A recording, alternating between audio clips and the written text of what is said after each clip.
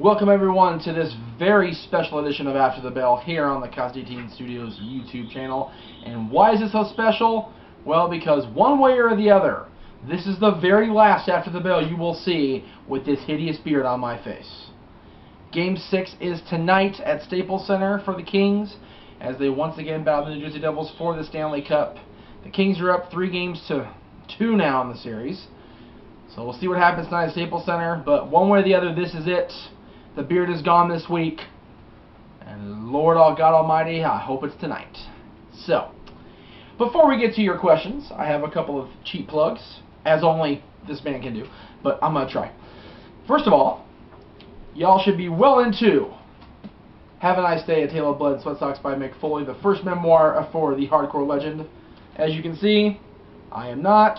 I have on good authority that he is not, but you know what? Both of us have been, I guess, eating healthier because we've been in the office less here lately.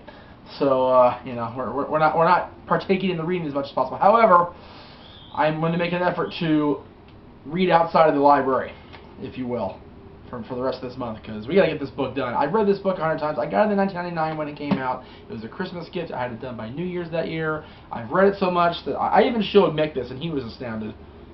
Look at this thing. Look at the spine on that thing, man. It's ugly.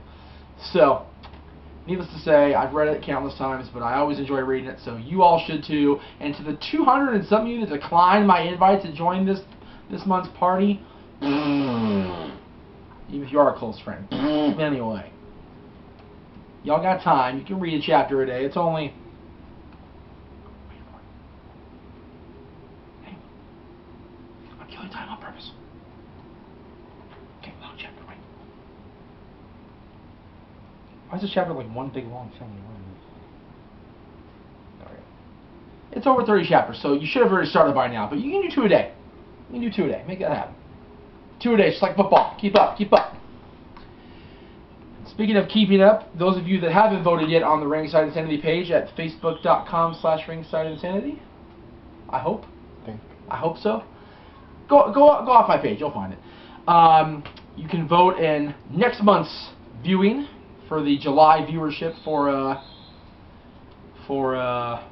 Ringside Insanity's movie reviews. We've got They Live at a commanding lead because they all want to see Roddy Piper kick ass and chew bubblegum, and Lord knows what about. And yes, I swore. And you know what? After what he heard the other night at Hooters, I really don't care.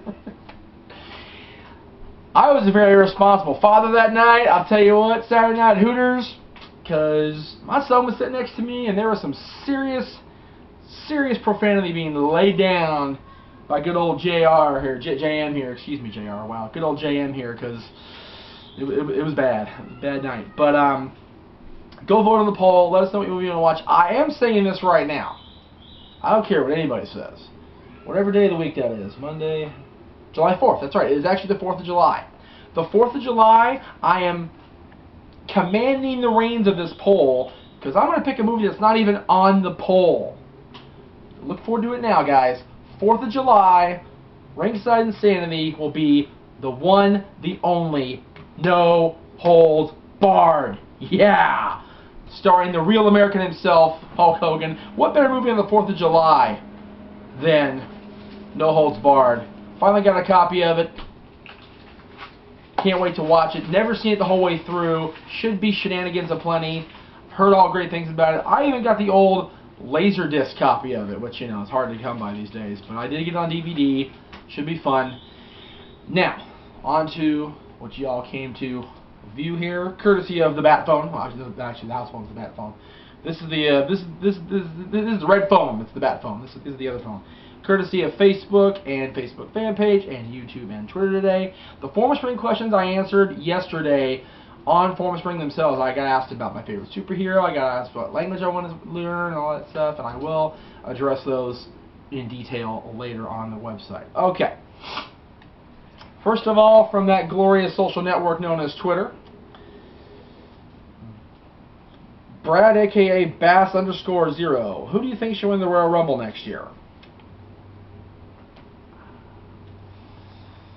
You know, I always say that the Royal Rumble is always the hardest match to make a prediction for because you just never know what is going to happen.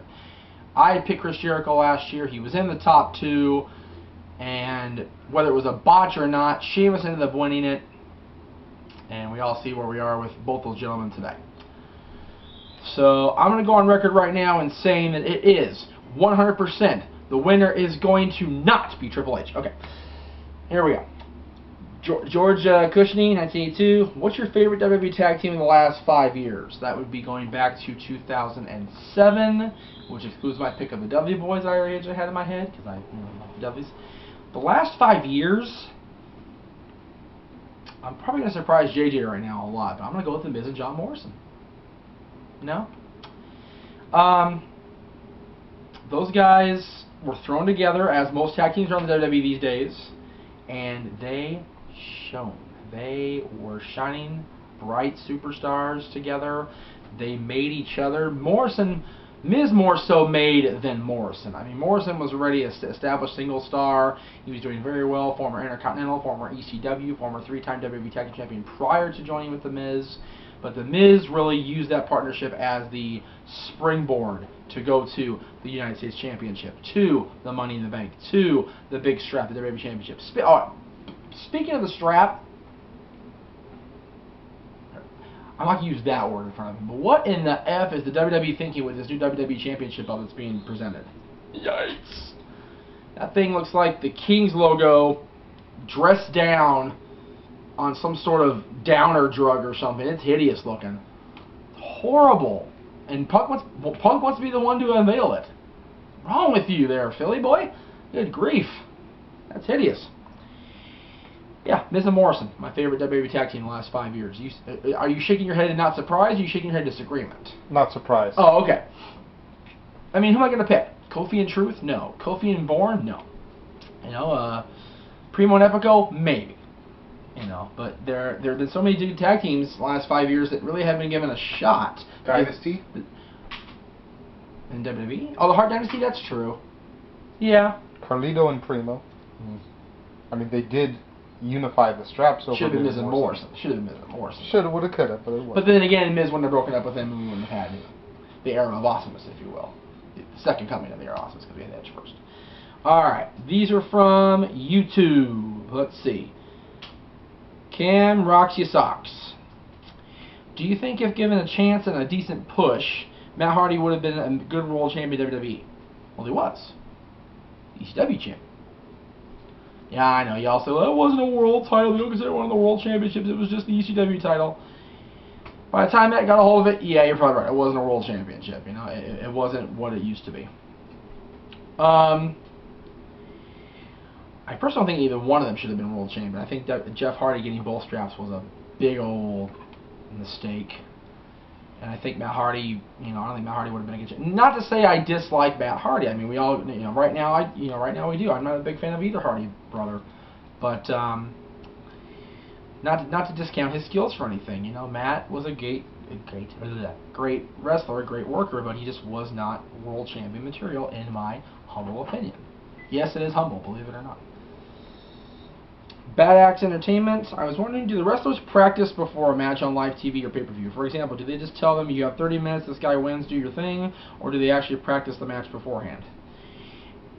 In my experience, I have noticed it comes to who you talk to, because like I know a lot of the guys at our shows that we work at do like kind of run-throughs, I guess is the best way to put it. Like they go through the motions type of thing and work out spots, things like that. Some guys just work on the fly and just go for it. WWE, I'm sure those guys are, you know, pro enough where they can call stuff in the ring. But you know, some guys that I work with or we work with are pro enough where they can call it in the ring too. So it really depends on who you encounter, who you talk to, and what worker you're addressing. And what the spot is. I mean, yeah. You know, if it's something that you just thought up since the last show, you're obviously going to need to practice it a little bit. Or if it's a guy you've never worked for, just new into the company, right? They may need to, you know, practice a couple of your moves so they know how to take the bump. But very much so. Very much so. Axel Bonbach, whatever. Long-time watcher, first-time asker. My question is this. In the past 3 weeks, Cena, the top babyface of WWE, has faced both Laurinaitis and Michael Cole. He's not only beaten them, but he's humiliated them both to the point where, as a viewer, it's uncomfortable to watch. Given the heavy involvement in the Be a Star campaign, is it just a matter of time before these angles come back to bite the WWE? Given the mismatches, it seems Cena has become the biggest bully on the roster. Not a bad point. However, you need to understand that the two guys that he's bullying or picking on or humiliating are two of the biggest bullies out there. You've got Ace Hole, who has bullied everybody since he came into power, and hopefully tonight that comes to a quick and decisive end at the hands of Mr. McMahon. Of course, I won't be able to watch unless we. Well, I'll tell you what. I hope we don't get home to watch Raw on time tonight. I really don't. I want to see the cup hoisted. So Raw will be DVR'd. We'll see what happens when we get home. But I hope that Ace Hole gets his in the hands of the boss. But you know what? Knowing my luck, the boss will walk out there and do his big swagger and kiss Big Johnny's big butt. As far as Cole goes, I will admit to disliking part of that segment only because it went on way too long. It was so much and such big build. And granted, we all got our payoff because Michael Cole got humiliated, and he got more humiliated on SmackDown the other night because both Booker and the D-bag himself, Josh Matthews, were picking on him. And granted, I don't like seeing Josh Matthews happy, but you know what? If it's the hands of Michael Cole, I'll take it. Can't be real. Oh, he's just a character on TV. No. Cole's an idiot. Josh is a D-bag, and Ace Hole's an Ace Hole. So I'm not just spouting off to be WWE brainwashed. These guys really deserve what they have coming. If Laurinaitis is already fired, from his executive position, and now he's gone as the GM, great. If Cole gets more humiliation, awesome. I wish it would happen to Josh Matthews. I hope Brock comes back and F5s him into a truck or something. I don't like Brock either, but I'd rather see him beat up Josh. Anyway, I'm not sure if he can be considered bullying at the hands of Cena, only because those two guys are such big mouths and bullies to begin with. Alright, from the Facebook fan page @Jeff Meacham fan page. Scott Webster, what are your general thoughts on the following three guys? And anybody can answer this besides me, if they want to. Mikey Whipwreck, Just Incredible, and Tajiri. I like all three of these guys. I always have. I liked Mikey in ECW when he was the big underdog and came back to win. I believe he was the first ever Triple Crown ECW champion, if I'm not mistaken. No. Boy approved. He was? Okay, because I was thinking maybe Johnny Hotbody, but maybe not. As far as I know, Mikey was the first Triple Crown ECW champion, and well deserving. Just did things that you wouldn't expect a guy of his size and his nature to do. Yeah, Just Incredible, who biggest claim to fame before that was wearing a freaking jockstrap on his face, the poor bastard, and did amazing things in ECW. Another, no, it was Triple Crown, but a great champion in his own right. Just a tremendous superstar.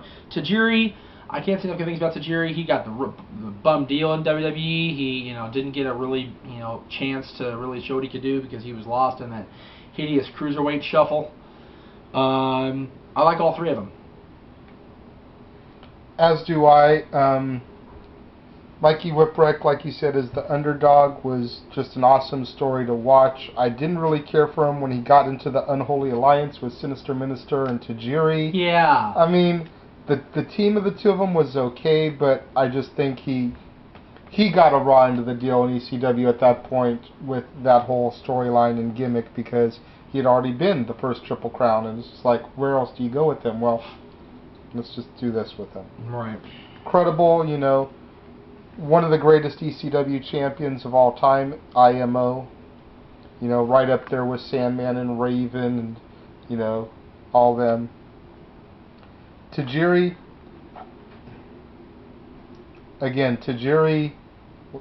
aside from his run with Regal and Eddie as like tag team, yeah, and his Yakuza, yes, that wasn't the Yakuza because right. he didn't want the real Yakuza to come after him. Yeah. Yeah. Tajiri, like you said, was pretty buried. Do you think Justin winning the title from Tommy, minutes after Tommy had went to war with Taz pretty much, hurt his reign? No. Or did his establishment after that just pick her right up? It made his reign. Okay. Because at the end of the day, Tommy was supposed to be the guy to never win a strap. Right. And every time he got a strap was because somebody left. Yeah, it's true. You know, the Dudleys were leaving, so they put the tag straps onto him and Raven. Taz had come back to right a wrong and needed to get it off him. And Taz said, I'll only dump it to Tommy.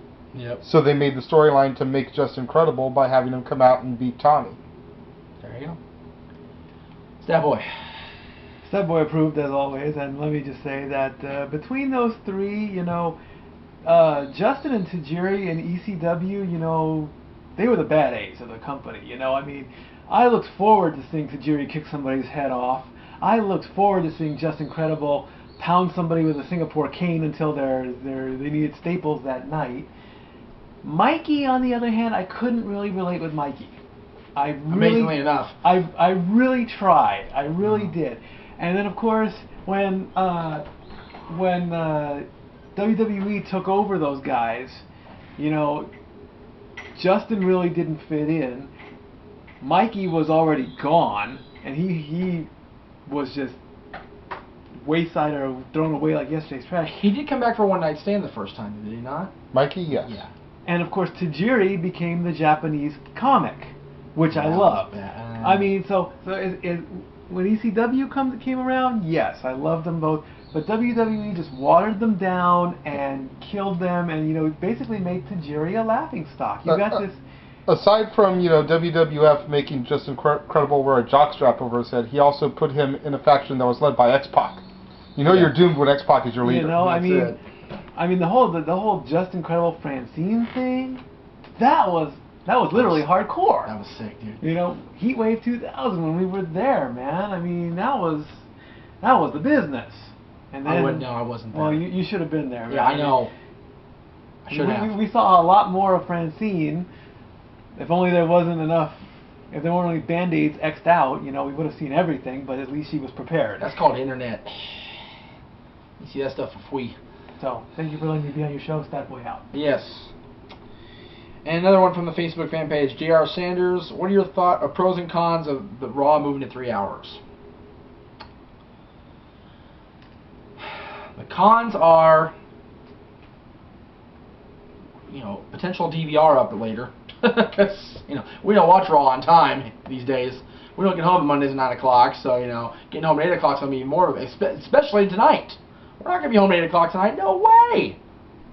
Game will be over 8 o'clock, maybe, if we're lucky. But the game will be over doesn't mean we'll be done. Yes. Oh, no. Let's hope.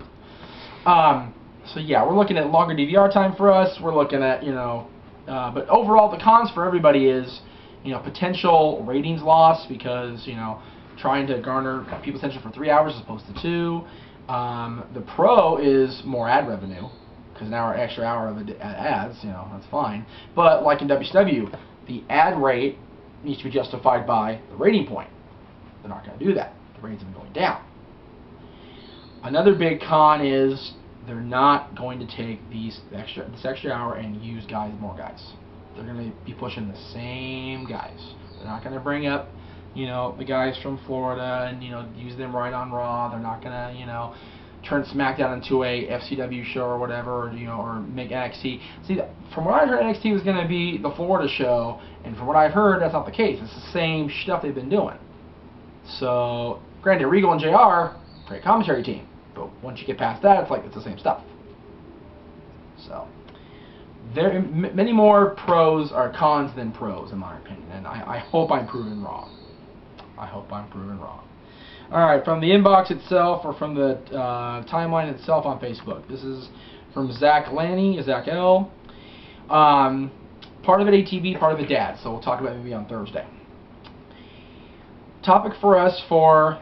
Actually, this is one of those epic topics type thing. Maybe. Here we go. Wrestling's most infamous pipe bombs. I think WWE.com had a list of that too. So you can always address that if it's worth addressing. If not, we'll just do it on Dad's really quick, whatever. Yes. So are we talking about, what the most shocking things a wrestler has said? Or done. Well, pipe bomb, I think, more is verbal. Okay. I mean, you gotta, What was the Black Wedding a pipe bomb? No, that was an oh my god moment. Would Vince McMahon calling Ted Turner a spineless jellyfish that can't do business, that's a pipe bomb. Yeah. Yeah. I definitely say, you know, the whole Brett Scooter Brett thing would definitely be a pipe That would bomb be a pipe promo. bomb. We'll have to look into it because Yeah. off the top of my head, too many aren't coming to me. So we'll have to So- look into it. Yeah, it'll probably be Future topic. If anything, one of several topics on Dads, not just the. Well, because the- this week's Dad's going to be a prediction show. Oh, that's right. Live from Long Beach Clothing Company. 4218 Atlantic Avenue, Long Beach, California. There we go. I'm not wearing the stuff, but yeah. Stuff. Hey, there you go.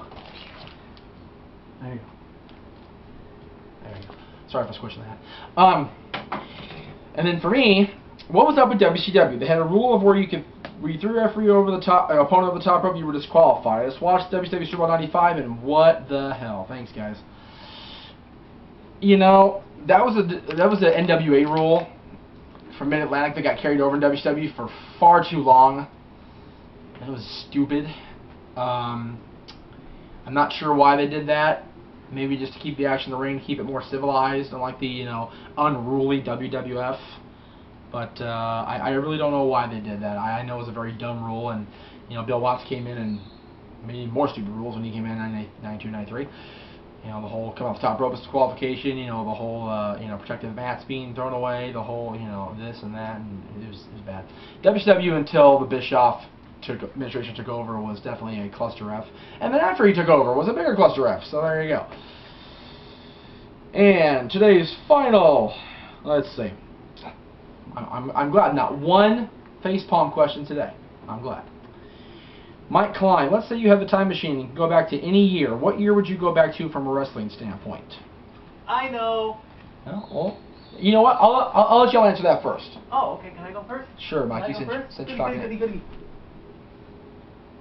While Stat Boy gets back over here, I'm going to say 1988, 1999.